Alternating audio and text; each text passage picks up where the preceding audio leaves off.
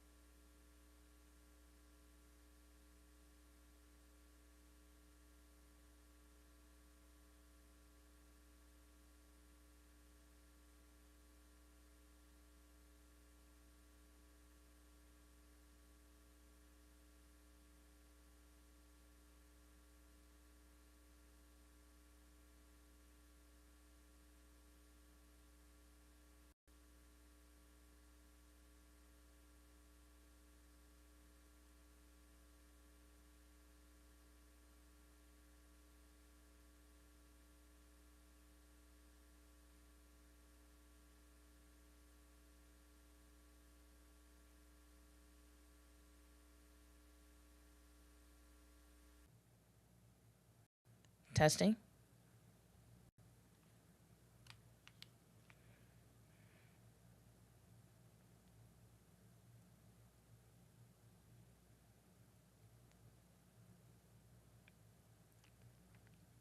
Testing. I can't tell if I'm hearing myself or hold on, let me turn my headphones up. Testing. Okay, there we go. Now I can hear. All right, I think we're good.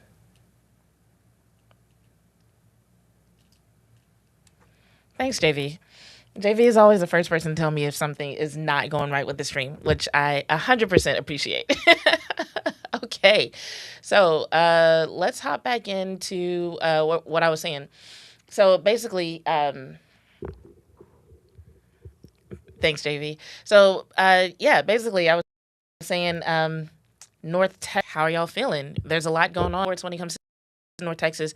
We've got for the Mavs fans, how do y'all feel about the potential Klay Thompson trade that's apparently is on the table?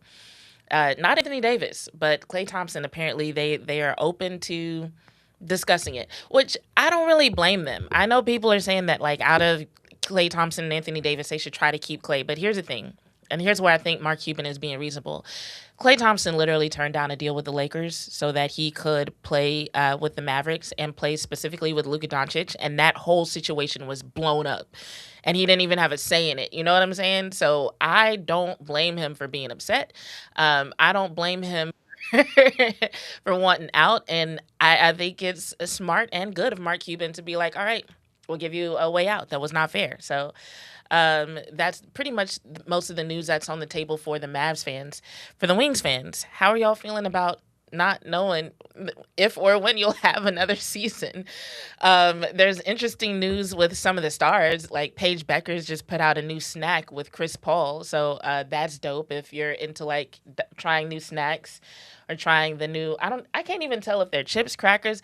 I'm gonna have to get back to y'all on that. But that's pretty much the Wings news. Cowboys though. Yeah, we have a lot to talk about and not a lot to talk about at the same time. Because while there's a lot you could have like feel a way about when it comes to that Lions game, and there's a lot of thoughts that you might have about the upcoming Vikings game.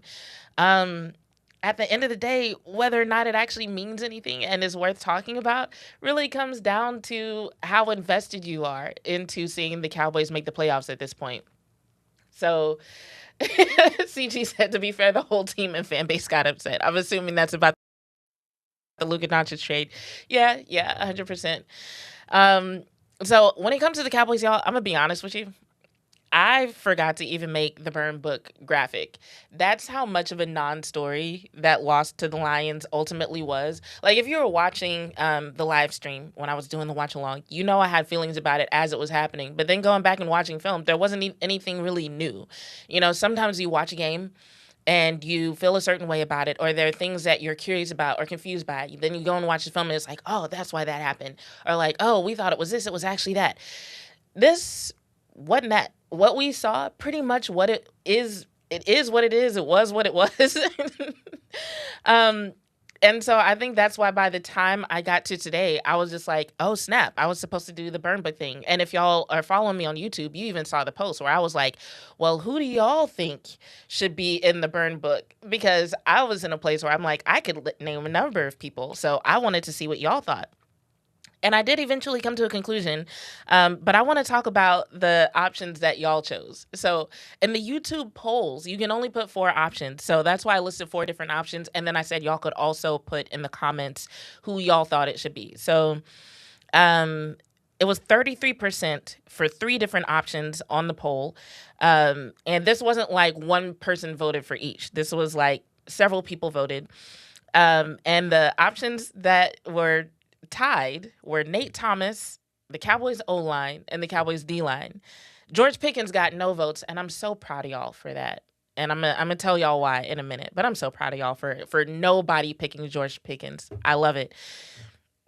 In the comments, we have T-Jack, who said Kenneth Lamar Murray. Called this man by his whole name, so you know he meant it. JV said it was Jake Ferguson's fault. JV, drop that take in the chat if you want. I want to hear why you think out of everybody, Jake Ferguson deserved to be in the burn book. And then Chris Johnson said, Cowboys DBs, they ran outside all night and poor tackling after the catch. Oh, special teams was and has been ass. They started from damn near 50-yard line all night. Chris is not wrong about all that in any of that. And starting with the special teams, we'll start there. Yeah, they did. The Lions did start from damn near the 50-yard line all night. Oh, by the way, this is a part that I always forget to do. Hold on. The Cowboys lost with a score of 44-30. When I worked for D210 Sports, they would get on me for that all the time because I would forget to like say the score because like in my mind, I'm so used to my audience, like they already knew they were there. So yeah, for anyone who was not on the same page with me there, the Cowboys played in Detroit on Thursday and they lost with a score of by a score of 44-30. But yes, part of the reason why the Lions were able to score so many points, and we'll talk about what the defense didn't do. We'll talk about what Dak's O-line didn't do. But when you are starting from damn near the 50-yard line, I think their average starting point I read was like the 43-yard line. Yeah, when you're starting that close, yeah, you can score upwards of 40 points. You know, you have great field position. You literally don't have to work as hard to get the ball in the end zone. And it's not like Anger just all of a sudden forgot how to kick. It wasn't anything like that. It was that he kept kicking to the Lions returner.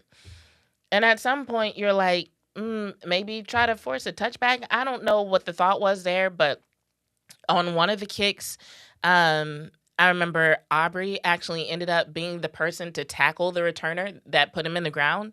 And I'm like, that should never be the case. I don't know what's been going on with the Cowboys special teams unit.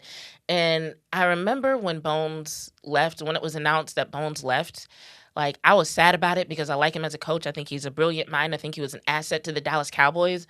And I was sad about it and I knew he would be missed. But I didn't realize this unit was going to look this damn bad this season. But no, it hasn't been talked about as much. I think because the defense has just looked horrendous for most of the season. And then when they didn't look horrendous, the turnaround was so impressive that people have been talking about the defense all season. People have been talking about the defense. They've been talking about the tandem of CeeDee Lamb and George Pickens. Everybody's had a lot to say about all that stuff. And so when it comes to time, when it comes to perceived relevance, the special teams unit has been kind of low on the totem pole. I can't even remember anybody talking about them at all except for me. And the only reason I even talked about them was because there was a press conference where Brian Schottenheimer had mentioned that they really wanted to get Turpin going. They wanted to see him do a kick return and get it all the way into the end zone, and they were trying to figure out how to get him more yardage on those kick returns because they felt like he was capable of it. And I remember discussing that briefly. But outside of that, I don't remember there being any major storylines involving the Cowboys special team unit. But I don't know what the hell is wrong with Kevontae Turpin and this whole signaling a fair catch and then trying to run thing. I don't know where his head is, but he needs to cut that shit out. Like, literally, I'm not even saying this to exaggerate. Literally, nobody else in the league is doing that crazy mess. Nobody else is doing that. This is not like one of those penalties that happen sometimes. Nobody else. I want to say somebody put up a stat that said this hasn't happened. Like that penalty hadn't been called in like it's been called once in the past like 7 or ish years or something like that. Like it's been a long ass time. So yeah, I don't know what's going on. And at this point, I'm just like, hey, try some personnel changes. And Brian Schottenheimer in his most recent press conference, I think it was his most recent. Sometimes they post a press conference like while I'm driving here, so there might be another one. But in the press conference that came out yesterday, on Monday, Brian Schottenheimer did say that they were going to do some different things with the special teams unit as far as personnel goes. So we'll see what that means. We'll have to see what that means. But yeah, I would say with even though Chris Johnson did not mention one person or unit that should be in the burn book, he put up a lot of options, but they're all pretty accurate. And let's see what JV is talking about with Ferguson. JV said, Ferguson used to break tackles, but that was 2 years ago. Ferguson has been leading the team in fumbling for the past 2 years. Oh, damn. Ferguson is 26, 27 and is good to only catch and lay down. Damn. Also says, Ferguson is playing worse than old man Jason Witten after he came back from retirement the first time.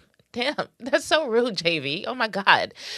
And concludes with, Spanford should start taking more of Ferguson's snaps. That's one of those changes that I really wouldn't be mad at this point in the season, because the Cowboys' odds of making the playoffs, I got to check and see what they actually are. I know it's in the single digits. Okay. Looks like their current probability of making the playoffs is somewhere between 6 and 9%.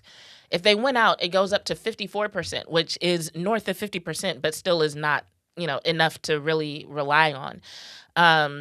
And so if they wanted to start trying some people out with some new responsibilities, CG says rude but not wrong about JV's comments. Agreed 100%. When I say y'all are being rude, if I think you're wrong, I'll tell you you're wrong. But if I say you're being rude, I'm just pointing out the damn. You really put whoever we were talking about on Front Street. But yeah, if the Cowboys wanted to start playing with personnel and responsibilities, if they wanted to say, look, CD, you have suffered a concussion, even if you are cleared to return. And I'll talk about that in a second regarding both CD and Jake Ferguson. If they want to say, even though you're cleared to return, we don't want to risk it. We don't want to risk it. So, we're going to give Flournoy some more snaps. Hey, if they say, you know what, we just want to see what we have and span forward, why not? Why not? Because right now the odds are you won't make the playoffs. And so right now, one of the best things you can do for your team is figure out what you have to build on for next season and hope to make the run that you thought you would make this season. Hope that you can make it next season. And to prepare yourself to do that, figure out what you have in certain people and what you don't have in others. So I feel like that's totally legit. Before we get to concussion talk, Nate Thomas, I kind of lump him in with Cowboys O-line as a choice, but I don't blame anyone who wants to put a circle around Nate Thomas in terms of what caused that loss and what's a bad look for the Cowboys moving forward. Nate Thomas was out there playing like he was fighting for the Red Dot Award. And what is the Red Dot Award? If you've ever played a team sport or you ever been a coach, you know what the Red Dot Award is. The Red Dot Award is when you go into the meetings and you're either looking at film or you're talking about something that happened during the game, and the coach takes that little laser pointer and they put a red dot right on your ass. That's the Red Dot Award. And he was playing like, oh my God, I want that red dot so fucking bad, because there were times where I literally was like, what is he looking at? Usually when it comes to an O-lineman who's struggling, I can at least tell what they were trying to do. I can look and see like, oh, that's what tripped them up. It was a stunt, it was a twist, or, it looks like they were confused on their assignment, or, okay, it looks like based on their body position, they were trying to get this type of leverage that didn't really work out. Oh, maybe they don't have the mobility in their body to be able to do X, Y, Z. Usually I can kind of tell, but with him, I was literally at times like, why was he looking over there? What is he looking at? What is he doing? Does he know what he's supposed to be doing? Like, it was terrible. And JV, I see you in the comments. I'm not giving Terrence Steele a pass. I'm just saying we're talking about Nate Thomas today. Terrence Steele at least did have a couple of good moments. One of them was even highlighted on Get Up on ESPN. That's how much it stood out. So I'm not going to give him a pass. Like, that's something else that we can talk about in terms of the O-line as a whole. The tackles specifically let Dak Prescott down. I just feel like Nate Thomas was worse than Terrence Steele, in my opinion.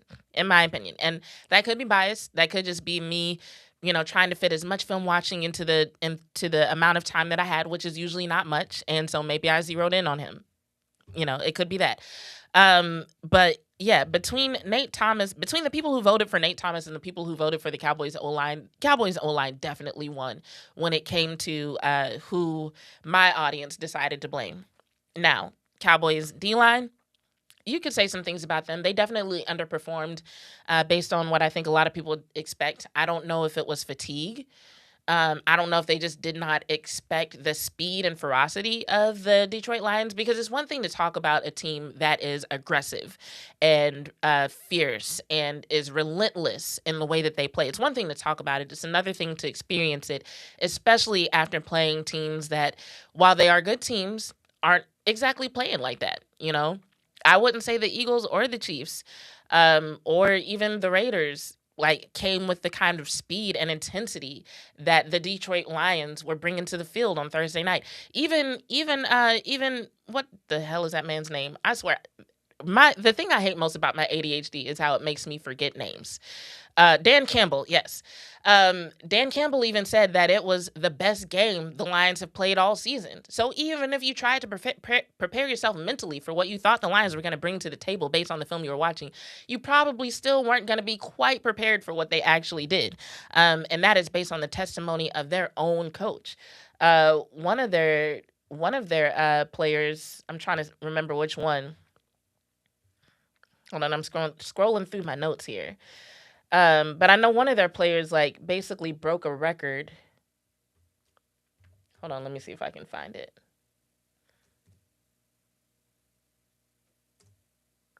Al-Qadim Muhammad, that was the one, posted a career high in sacks. 3 sacks on the night for Al-Qadim Muhammad. So, like, the Cowboys are out here, like, helping dudes build their resumes is how badly that game went. So, for the people who voted for the D-line, I don't blame you either. But if I had made time to make a burn book graphic, the O-line would have been on it. The O-line would have been on it. Especially considering how good the offense normally plays. So it's like we're talking about a very, very big drop from what we were used to seeing in the offense compared to what we saw on Thursday.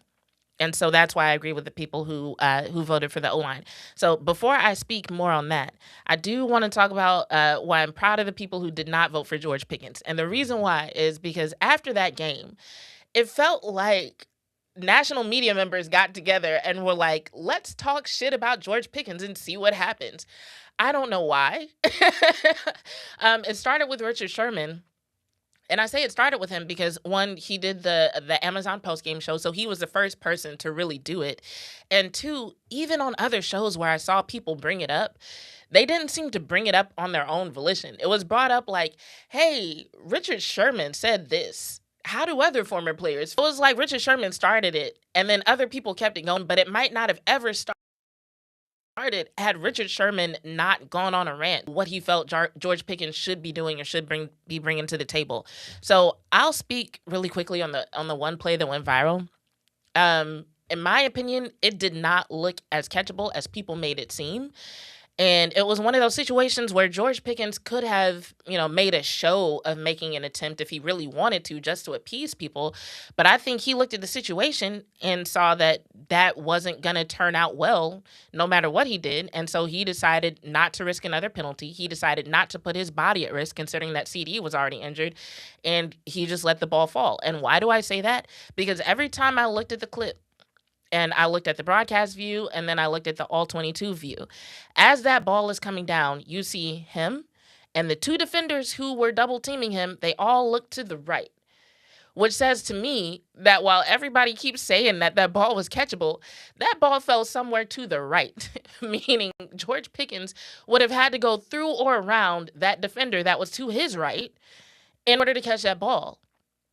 And just from what I was seeing, it looked like once he realized that ball was not on a path to fall into his hands, once he realized that he would probably have to commit some form of offensive pass interference or something else in order to catch it, he, just like the 2 defenders who also did not make a play on the ball, just looked up, saw it fall to the right, pulled up in his run, and that was that. That's how I saw that play out. And I wonder if so many people made a big deal out of it because Richard Sherman made a big deal out of it, and he's perceived as an expert. He's supposed to be smart. He's a former player. So they're like, well, Richard Sherman wouldn't be going off if there wasn't something to be going off about. No, sometimes former players and perceived experts are also wrong. And so that's my perspective, and I'm sticking to it. And so I really appreciate the fact that nobody who voted on this poll that I put out had anything negative to say in the comments or on the poll about George Pickens. It makes me love you guys as my audience even more. I'm just like, yes, I have viewers who have good sense. Y'all are dope. Dope content. What up, K-Lou? How are you doing? Says, all I know is get Kenneth Murray off the field. The Cowboys are going to have to revamp that linebacker unit in the offseason. They have some work to do there. JV says, I blame scheme and philosophy for the D-line woes. I can see that. It almost looked, and they haven't talked to Coach Eberflus about this yet, but it almost looked like the Cowboys were facing the biggest challenge that they faced since they went on this win streak, and they reverted to some really bad habits. Um, and it was just like the soft coverages, the D line being moved around, just the lack of blitzing, the lack of creativity, just like all the stuff that people complained about that went away over the past 3 weeks came back against the Detroit Lions. And I would love to hear from anybody why, because Schottenheimer didn't explain why. None of the players really explained why. Looking at the players that they were putting in the interviews, I would say we're back to a point with the Cowboys where dudes aren't really wanting to talk unless they're obligated to. That is one thing that I remember from the partial season where I had locker room access with the Cowboys. It was a really rough season. I say it was a long time ago. It was last season. It was a rough season. They were dealing with losses, injuries, and just a lot of drama in the press. It was really weird vibes. And dudes would just not be in the locker room because our time in there would be scheduled. And I remember that I would have, like, in my notebook, I'd have who I'd want to talk to, and I would go in there, and none of them would be in there. And so I just kind of had to either talk to nobody or just find people to talk to and find a reason to talk to the people who were there. Like, I'm literally in the locker room Googling people, like, while I'm in there being like, what did he do in the game? Oh, okay. Well, I'll ask him about this, or asking about practice and shit. It was wild. JV said he has to become initiated into being a Dallas Cowboys player. Okay, that's real about George Pickens. I would say he kind of got a little bit of training on that, considering the BS he dealt with before he left the Steelers, because they were talking about him like everything that was wrong with the Steelers was his fault. And JV says it's as simple as Eberflus sucks. Well, I wish I could argue with you there, but I can't. Anyway, we have about a minute left in this segment, so I appreciate y'all dropping y'all's takes in the chat. You can continue to do so during the commercial break.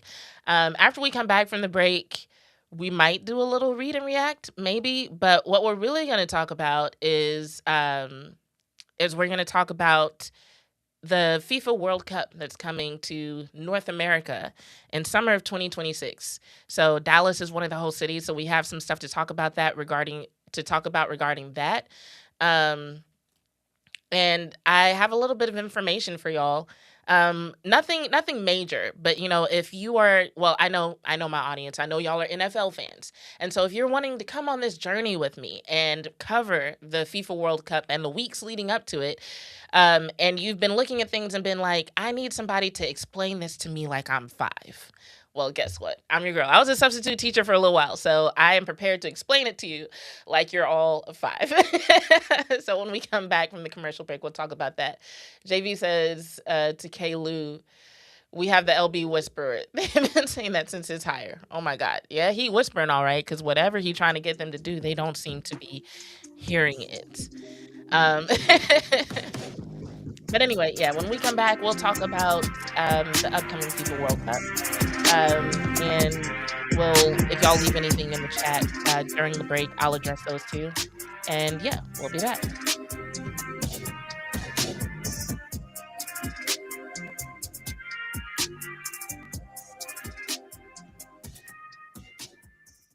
Have you ever met a single person in your life that enjoys paying taxes? No one does. If you can't sleep at night because you have a huge problem with the IRS, I've got some free advice for you. This service is strictly limited to individuals that owe the IRS $10,000 or more in back taxes. And if you qualify, we can guarantee that you won't be writing a big fat check to the IRS, or our services cost you nothing. The first 100 people that call today will get a free tax consultation worth $500. Stop worrying about your IRS problem. We can help you, we promise. Call the tax doctor right now. I mean right now, to learn more. 800-240-4587. 800-240-4587. 800-240-4587. That's 800-240-4587.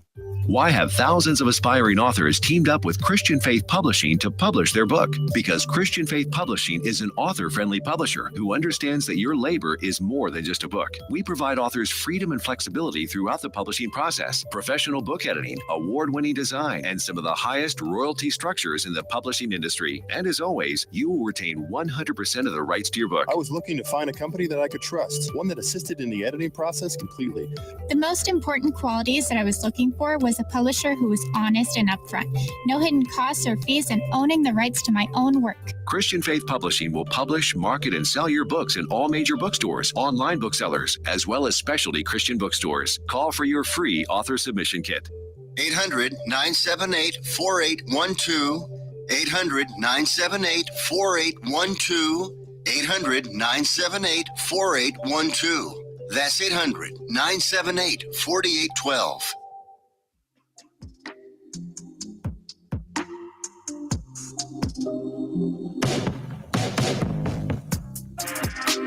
What's up, bros and besties? How's it going?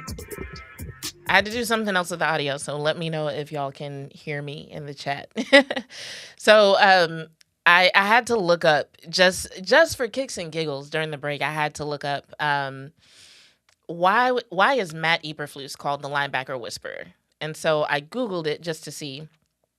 And they said he's called the linebacker whisperer because he excels at developing linebackers, transforming good players into great ones by teaching them fundamental, aggressive, and assignment-sound football, leading to high-production tackles for loss and impactful plays, which is something that, we haven't really seen. And so they list a few different linebackers that are supposedly his evidence of success with these players. So they list Sean Lee, Jalen Smith, and Shaquille Leonard. So here's what I'm going to say regarding this. I coached a roller derby team for a little while, right? I coached a men's team, and I coached an open gender team. So the closest thing y'all might know to that is like co-ed. Co-ed is similar to open gender. And I had the opportunity to coach some really great jammers. But it would be a mistake for anybody to call me a jammer whisperer. Like, I developed jammers. Now, what I was good at was looking at the jammers I had and figuring out how best to draw up plays for the blockers that were around them, and how they could be used, and basically what to do team-wise in order to make the most of those jammers. So, like, one of the things that I did for my co-ed team, it was our first year playing a particular rule set, and we ended up going to third place in the international tournament. But one of the things that I did is I had this one jammer who was so good. She could jam back-to-back jams, which is rare, but she could even go in as a blocker. So we had plays where she would go in as a jammer and then pass off the start and switch to a blocker. We had special plays using her skills as a jammer, but using them in a blocker sense. Like, we did some really creative shit using that particular player, but it wasn't like I made her a great jammer or any of the great jammers I worked with. Like, thinking back on it, I was really privileged to work with some of the jammers that I worked with, and go as far as I did and be able to make playoffs and travel with those teams. But I didn't train them to do what they did. And I'll admit to you, I didn't train them to do what they did. I just helped the team basically complement what they did. And so sometimes when I see these short lists of players for coaches like this, I'm like, are they really the linebacker whisperer, the quarterback whisperer, whatever it says that they are? Or were they fortunate to work with certain types of players? I'm like, show me the player that they took from they weren't doing shit, and then literally because of this person, they started to excel. Like, if somebody wanted to say that about Ben Johnson and Caleb Williams, for example, right? You look at where Caleb Williams was last year, ironically, under the leadership of Matt Eberflus. But, when Ben Johnson came over, they were like, oh, it's going to take him a couple of years to get Caleb to where he needs to be as an NFL quarterback. And so they said that. But then fast forward to this year, and we're at the end of one season, and it's like, oh, well, look at what Ben Johnson was able to do. So if people wanted to say, Ben Johnson might be a quarterback whisperer, like he's a great offensive mind, okay, he has some credits for that. But I don't know really what the full basis was for giving that title to Matt Eberflus. Anyway, moving on. I said we're going to talk about FIFA. We're going to talk about FIFA. So the FIFA World Cup 2026 is coming to North America. And why do I say it's coming to North America and not a specific city or state? Because if you've been paying attention, you know this tournament is going to cover 16 different cities across the US, Canada, and Mexico. And so I want to bring up something for you because, you know, if you've been paying attention to the sports news in the last week, you might have heard a term called the FIFA World Cup draw, where people were talking about the draw. So the draw, I'm going to try to translate everything into NFL terms for you guys. So the draw is like a bracket. And this is what it looks like. Hold on, let me make this bigger. This is what it looks like. This is the bracket. So we've got 104 matches over 16 cities, incorporating 48 different teams from around the world. So get a good look at this. This might be something that the NCAA might consider in resolving this whole playoff situation that they have going on, because nobody's happy with that. But maybe if they turn it into a 48 team situation instead of 12, maybe people will be a little bit more satisfied. But that's another conversation for another day.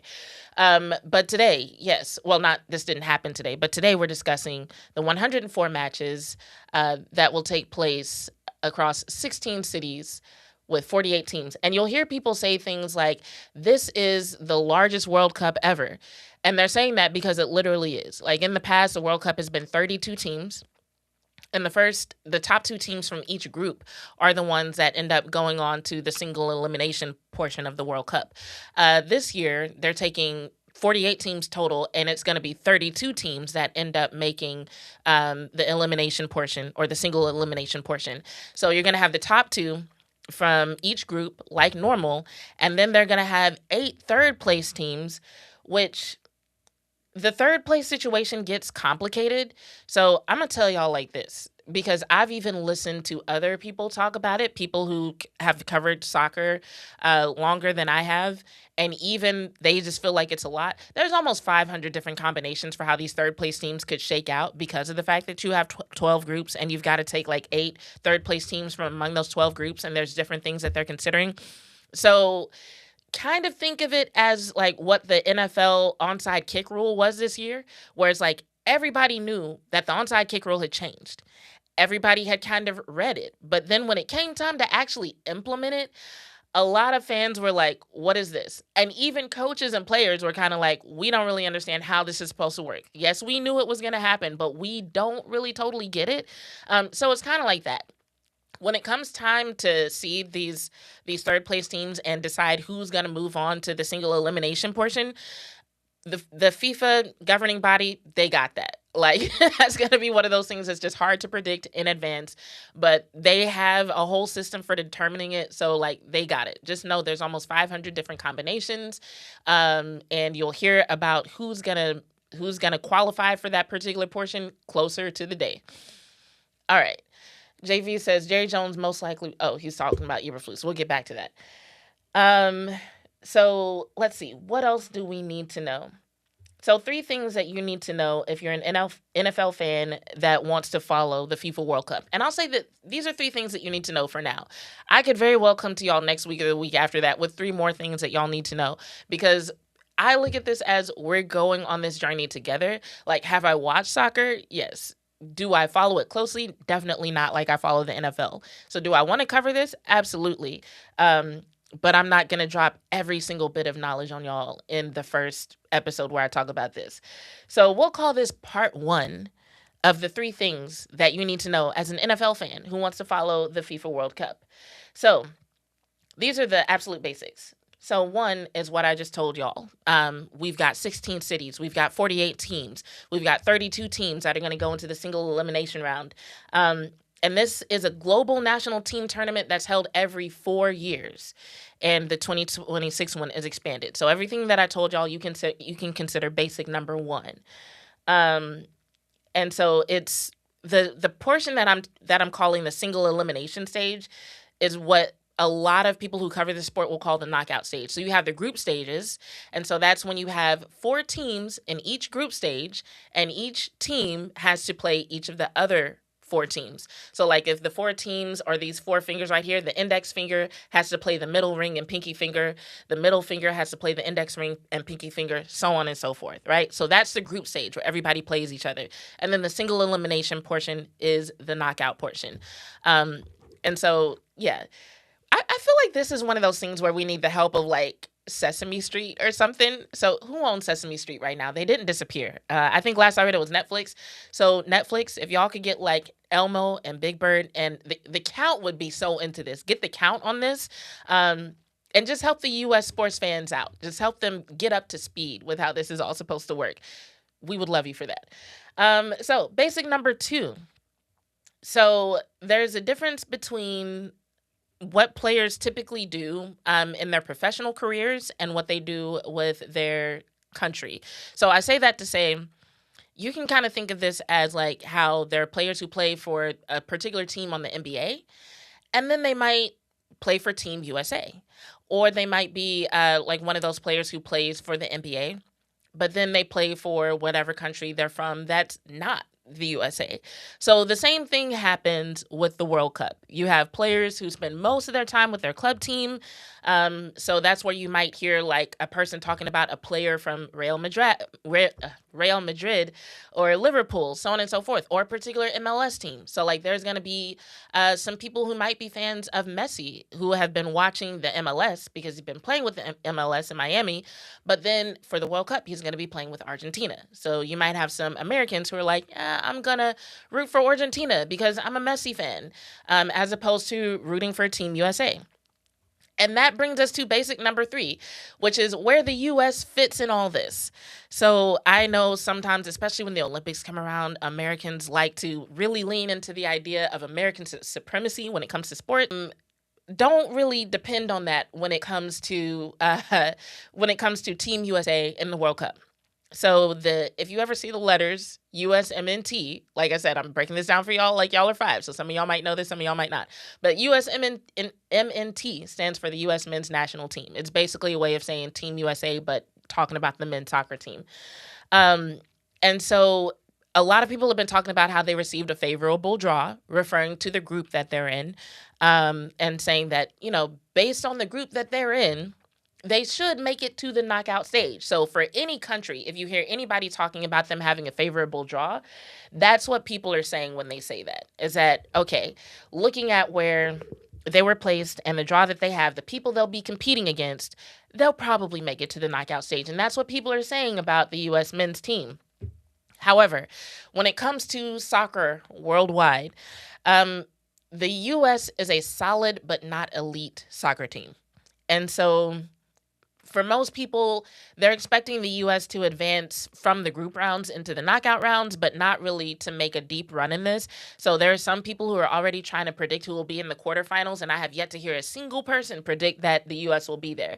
So, just do with that information what you will. If you want to be a homer, you're new to soccer, and you're like, I want to follow this because it's going to be taking place in the U.S., and so all these U.S. media outlets are talking about it now, and so I'm just going to be patriotic and root for the U.S., do you. But if you are a person who's like, you know what, I'm a fan of players. I want to find a player that I like, or whose story that I like, or a country whose story that I like. Also not a bad idea. Or maybe you know what your heritage is, and you're like, yeah, I live in America, but my people migrated here from wherever. You can do that too. It's all accepted in the world of soccer. But yeah, the U.S. men's team, you can kind of think of it Beyonce. They're more like, there are people who like them, and they have good reasons for being liked. But when you start comparing discographies, like the difference is a lot more apparent. JV said time to pay off the refs. Yeah, I don't see that as being a viable strategy here. But anyway, so those are the 3 basics that I would say y'all need to know today. Just the format of the tournament, which hopefully I made clear, but this probably won't be the last time that we talk about it. The fact that there's a difference between the clubs that people play for and the country team that they play for, and also the fact that the U.S. is not exactly expected to win out. As a matter of fact, another good strategy for who you root for, especially this is something you can only do as a beginning soccer fan. You can root for the U.S. until they get knocked out, and then be like, okay, well, now that the U.S. is knocked out, I'm going to start rooting for another team. As a beginner soccer fan, you could probably get away with that shit. So, just use the naivete of U.S. sports fans. Use that to your advantage and have fun with it. You know what I'm saying? But with that being the case, there are a lot of headlines that come up, and this isn't exclusive to the FIFA World Cup. This happens pretty much anytime there's an international sporting event. I think when the Little League World Series was happening, I told y'all about the Venezuelan team who all of their visas were denied and they weren't allowed into the country. And so those athletes, those children were denied the opportunity to fight for something they'd been working toward all season. And they were replaced by another team. And so speaking of Venezuela, fast forward, and we don't have similar headlines, but we have basically people worried that the same thing might happen. And so this is where and I'm not going to get political here. I'm going to stick as close to the facts as I can. So just know that everything that I'm about to tell y'all is just a fact. FIFA presented Donald Trump with the FIFA World Peace Award. And a lot of people are asking what that is. And some people are saying it's a fake award. Now, why am I bringing this up? Because as we follow the storylines of the World Cup and how things are playing out in terms of, there's just a lot to consider when it comes to the weeks leading up to the World Cup. There's the teams, of course. There's the players, because the rosters have not been finalized. There are some people who you just kind of know they're going to make the world team. If they were to put together a Team USA today, there are some people who would be like, oh, yeah, SGA, he's definitely going to be on it. If he wants to be, why would he not? How could that not be the case? You know what I'm saying? So there are people like that who are just like, okay, yeah, they're probably going to be on the team. We can go ahead and assume that that's a shoo-in. But I say that to say there's a lot of storylines to follow, and this has been one of the most popular ones. And I even talked to y'all about this a few weeks ago when I was talking about the Trevor Noah clip and basically the intersection between nationalism and patriotism and sports fans and bias, right? And we talked about that. And I also talked about the fact that when it comes to these international sporting events, anytime that they're held in a place where there's any sort of social or political unrest or there's tension, it usually doesn't bode well for the event itself. So this is something that as I've been following it, I've been kind of like, okay, is this something where the stuff that's been controversial in the U.S. is going to ruin these events? And by these events, I mean the World Cup, I mean the Olympics, so on and so forth. Or is this a situation where capitalism might save the day? And why did I think capitalism might save the day? Well, because there's a lot of money riding on these events. And so I was like, well, that's going to either lead to one of two things. It's going to mean, hey, we need to push back on some of the political controversy because we can't afford for these events to be ruined. We need the U.S. to look good, so chill the fuck out. Or it could mean bending the knee. It can mean kissing the ring for the sake of making sure that these events go well. And so when you hear people talk about the FIFA World Peace Award being potentially a fake award, that's kind of what they're leaning into. Because on paper, FIFA is like, well, Trump helped broker the deal that brought peace between Palestine and Israel. So, yeah, he deserves this because that's major. That's major. And then there are other people who are like, no, there wasn't enough transparency in the selection process. Something feels fishy here. And honestly, those people could be correct. There could be something fishy going on because here's the thing. And when I say here's the thing, I'm not just talking about the World Cup. I'm not even just talking about the Olympics. We talked months ago about the deal between the NFL and ESPN and how that was going to rely on federal regulatory approval. So there are people who are like, why is Roger Goodell in the Oval Office? What is he doing? He always said that he wasn't political, yada, yada, yada. Well, there's billions of dollars on the line. And whether or not those billions of dollars are allocated the way he and ESPN would like to see them allocated depends on federal regulatory approval. Same thing with the current deal that's going on between Netflix and Warner Brothers. federal regulatory approval. There was something that Fubo was trying to do that I think they're close to finalizing. Once again, relying on federal regulatory approval. And so when it comes to this situation with the FIFA World Peace Award, I'm talking less about, who did what and the lack of transparency and who you think deserves what and what may or may not be a fake award. And I'm talking more just about the capitalistic nature of global sports. And that's something that I feel like as sports fans, we have to come to terms with and just come to understand if we're going to keep being sports fans, because pretty much every sport has a global element now. So you can't be a sports fan and not at some point be confronted with a headline or a storyline that is related to the capitalistic nature of the sport. And so in this situation, we're looking at FIFA, that is a multi-billion-dollar organization that's deeply dependent on broadcast sponsorship, host country political goodwill. We're talking about the need for certain secure infrastructure, security, and regulatory support. And so, yeah, they're going to be sensitive to the needs of presidents and heads of state, just for the sake of making sure that something doesn't mysteriously happen to sabotage their event, or to make sure that the things that they need to get the event off and to make sure that everybody is safe, that they get what they need in order to do that. Sometimes that means you have to appease people, and that may mean them giving them an award for something that a lot of people don't agree with, or a fake award, whatever you want to call it. It might mean making that person happy, especially when that person has proven that they are that they are willing to use their power however they feel the need to wield it in order to get the result that they think is appropriate, regardless of the needs and desires of the other people who may be involved. So yes, this might not be the last time that FIFA or the Olympic Committee or Netflix or ABC or ESPN or NFL or Roger Goodell or anybody does something questionable, and the current administration is involved in the headline.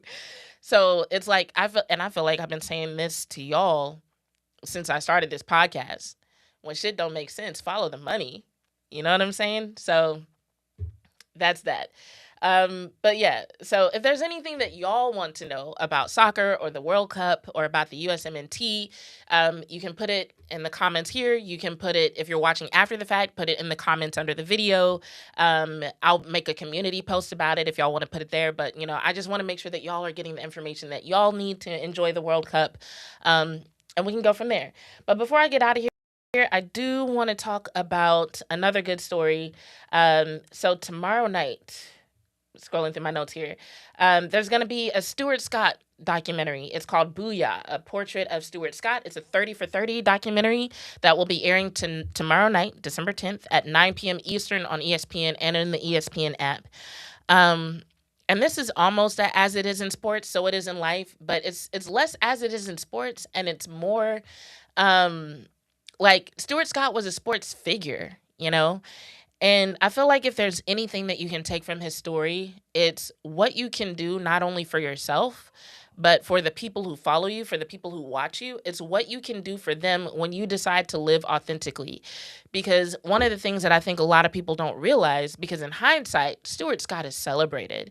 But the truth is, when he was first starting on SportsCenter at ESPN, his style was new. And not everybody liked it. Not everybody appreciated it. He was called divisive. He was criticized negatively. He was made fun of. There were people who pushed back against the style that he brought to his sports commentary and narrating the highlights. But the truth is, the style that he brought to the table, it is still being emulated today. He literally, just by being his authentic self, brought something to the game that would change sport coverage forever. And that's something that not a lot of people can say, no matter what they've accomplished in their career. That's something that you can't really say unless you've taken the risk that's involved with being authentic. And so I just want to encourage everybody to not only to to watch that documentary, but to really like put whatever assumptions that you have aside and really take in the message of the documentary, and also just draw whatever inspiration you can from that documentary. Because even if you're not doing what he's doing, even if you're not doing what I'm doing, you might be doing something else. But I just feel like there are so many people who could benefit from feeling encouraged when it comes to using their authenticity, as opposed to what I feel a lot of people are dealing with, which is discouragement.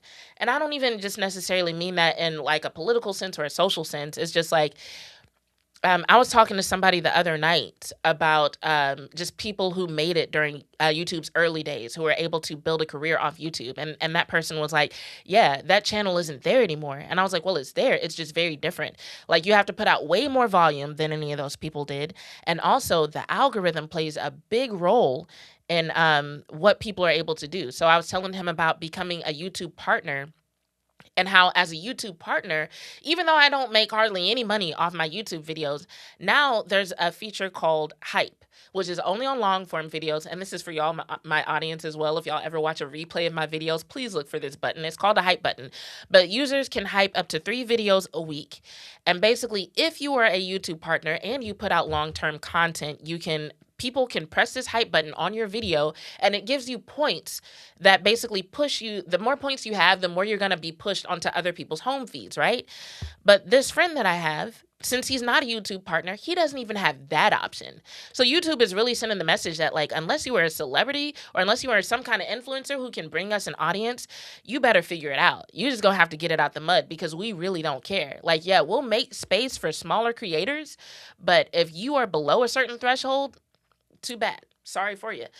And so you can take that same concept and apply it to several platforms, and just how their algorithms work and how it determines who gets seen and who is not seen.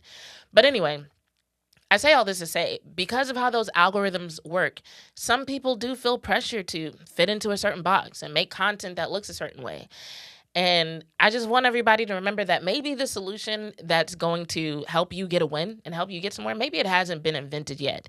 And so just don't be afraid to lean into that authenticity. Don't be afraid to be yourself, because while it might seem like so many people are working against you, and while it may seem like so many people don't like what you're doing, have something negative to say, the algorithm ain't fucking with you, the industry you're in ain't fucking with you, there might be people watching who do fuck with you. It might just take time. You might be one of those people who they look at in hindsight and be like, you know what? That person was really working with something. So anyway, like I said, that's tomorrow night, 9 p.m. Eastern on ESPN and in the ESPN app. Also tonight, I'll probably be live tweeting during Hard Knocks, which will be on HBO Max. We might get a behind the scenes look into how the team reacted when it came to this loss to the Lions on Thursday. You know, put that in the sideline. I'll see y'all next time. I'm your host, Monet. See y'all next Tuesday, and I'm out.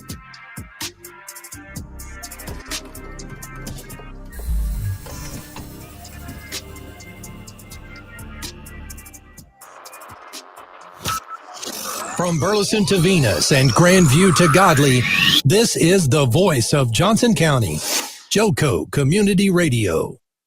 Here's important new information from the Diabetes Solution Center for you, a family member, or a loved one suffering with diabetes. If you have lost your provider, or if you need a provider for diabetic supplies, you may qualify to receive your diabetic testing supplies now with little or no out-of-pocket cost, regardless of your age. All you need is Medicare or private insurance to be potentially eligible. Call the Diabetes Solution Center